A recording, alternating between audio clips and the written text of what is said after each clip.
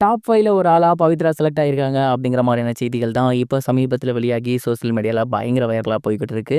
அது என்ன அப்படிங்கிற கம்ப்ளீட் டீட்டெயில் தான் இந்த ஒரு வீடியோல நம்ம பார்க்க போறோம்.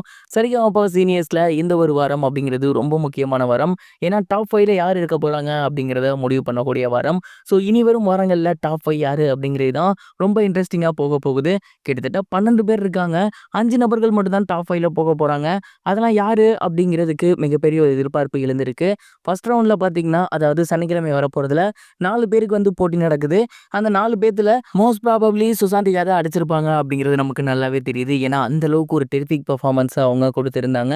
அத தொடர்ந்து சண்டேக்கான எபிசோட் இருக்கும் இல்லையா?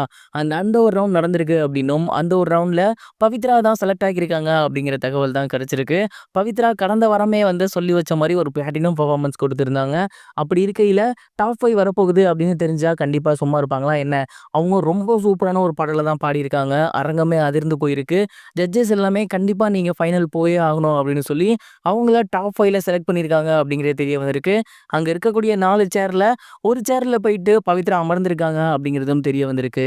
இந்த சீசன் ஃபுல்லாவே பவித்ரா அவர்களோட பெர்ஃபார்மன்ஸ் அப்படிங்கிறது அப் அண்ட் டவுன்ல தான் இருந்துச்சு. ஆனா கடந்த சில வாரங்களா பார்த்தீங்கன்னா, அவங்க தங்கள மாத்திக்கிட்டாங்க. 2 வாரத்துக்கு முன்னாடி மட்டும் அவங்களோட பெர்ஃபார்மன்ஸ் அப்படிங்கிறது கொஞ்சம் கம்மியா இருந்துச்சு. பட் போன வாரம் சொல்லி வச்சு அவங்க பிளாட்டினம் பெர்ஃபார்மன்ஸ் வாங்கியிருந்தாங்க.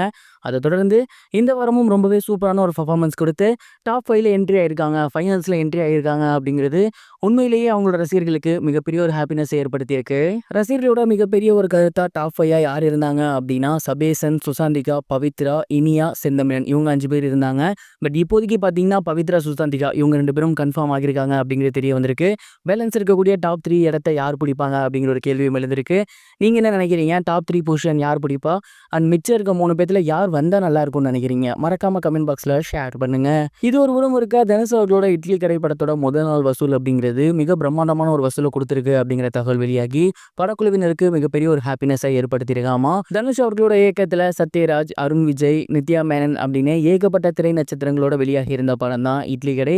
அண்ட் இந்த ஒரு படம் அப்படிங்கிறது ரொம்பவே காமனான ஒரு படம் அப்படின்னு தனுஷ் அவர்கள் ஏற்கனவே சொல்லியிருந்தாரு. இந்த படம் சமீபத்தில் ஆயுத பூஜையை முன்னிட்டு வெளியாகி ரசிகர்கள் மத்தியில் மிகப்பெரிய ஒரு வரவேற்பு பெற்றிருக்கு. அண்ட் இந்த படத்தின் மிகப்பெரிய ஒரு நல்ல விமர்சனத்தின் காரணமாக அடுத்தடுத்த நாள் அப்படிங்கிறது இன்க்ரீஸ் ஆகியிருக்கு அப்படிங்கிறது தெரிய வந்திருக்கு. முதல் நாள் மட்டுமே கிட்டத்தட்ட 10 கோடிக்கும் மேலே வசூலாகியிருக்காமா. அடுத்து ஆயுத பூஜை முடிஞ்சு சரஸ்வதி பூஜை, வெள்ளிக்கிழமை ஒரு நாள் மட்டும்தான், அதுக்கப்புறம் சனி ஞாயிறு. ஸோ இன்னும் 3 நாள் இருக்கு. நல்ல பாசிட்டிவ் ரெஸ்பான்ஸ் வந்திருக்கிறதுனால இதை தாண்டியும் இன்னும் இந்த வீக்குக்குள்ள மிகப்பெரிய ஒரு கலெக்ஷன் ஆகணும் அப்படிங்கிறதும் தெரிய வந்திருக்கு. தனுஷ் அவர்களுக்கு ஏகப்பட்ட இடங்கள்ல ரிலீஸ் ஆகியிருக்கு. ஸோ கண்டிப்பா இந்த படம் ப்ராஃபிட்டபிள் படமா இருக்கும் அப்படிங்கிறதும் தெரிய வந்திருக்கு. இட்லி கடை படம் நீங்க பாத்தீங்களா? படம் எப்படி இருக்கு? மறக்காம கமெண்ட் பாக்ஸ்ல ஷேர் பண்ணுங்க.